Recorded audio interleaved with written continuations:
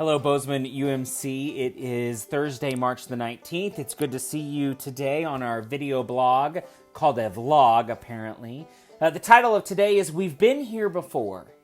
Now, I don't know about you, but I have watched those numbers kind of go up, which we knew was going to happen. The experts told us that. But I find myself that as I see those numbers increasing, my fear also increases with it. Because in the midst of change and uncertainty, we must acknowledge we are afraid.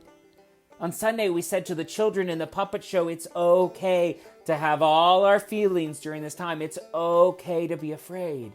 And while we tell children that, we often are not quite sure we're okay with it as adults. We're going to remember a lot from the pandemic of 2020. We're going to remember the financial impact. We're going to remember the way our church was changed by it, but I hope most of all we remember our relationships. I hope that the families of our church in 6 weeks or 6 months or 6 years will remember fondly the routines and patterns that brought them together, the ways they were family during this time. Maybe they did something special every day that they will continue to do. What are the ways our church family is going to remember this time that we came together? How are we going to remember that our family, our church family, was here for the community called Bozeman during this time? And so I think it's important to remember, especially in our fear, that we have been here before. Many of us don't remember it because we weren't born, but the Spanish flu of 1918 was debilitating to the world. It was named the Spanish flu because Spain was a neutral country during World War I and still had a paper that was up and running and reporting on the situation at hand. But Spanish flu actually came from a military barracks at Fort Riley, Kansas. I think it's important to remember where we've been because my grandmother was born in 1918.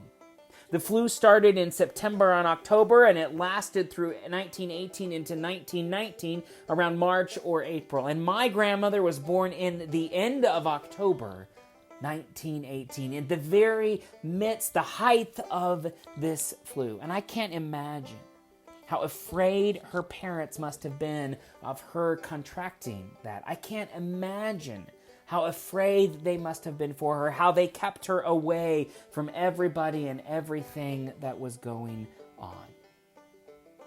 In the midst of that, though, my grandmother found or was given this faith. She lived through the Great Depression, World War II. She lived through the loss of 2 of her children. She lived through a myriad of challenges in her life. And yet she went on to be a founding member of the church where I grew up. She had this faith that held firm to God amidst the challenges of the world.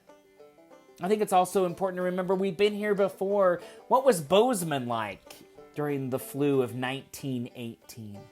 Well, in 1919, Montana State College canceled school for the rest of the semester, and your grade was dependent on what your grade was at that moment. Could be good, could be bad. But I want to read you a quote from January, the end of January in 1919. The situation in Bozeman is greatly improved, and it is expected the ban on public gatherings, social and otherwise, will soon be lifted. We know that there was no church worship during this time. We know people did not gather together, and yet Bozeman United Methodist Church survived. Our own written history does not reflect the Spanish flu as a significant event. In fact, we raised our attendance during this time, even though they never met. And they didn't have any of the technological advances we have to be in relationship with one another. What a testament to faith and to hope in this valley. This is our moment to attest to the value of community.